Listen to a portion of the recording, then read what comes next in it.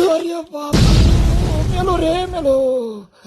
अरे गेल स्वादिया, कशाला मरा गेलता का त्या गाडवाजवळ? अयो बापू, मला एका माणसानं सांगितलं होतं गाडवाचा मुठोस लावला की केस येतात, म्हणून मी तिथं माय घातली.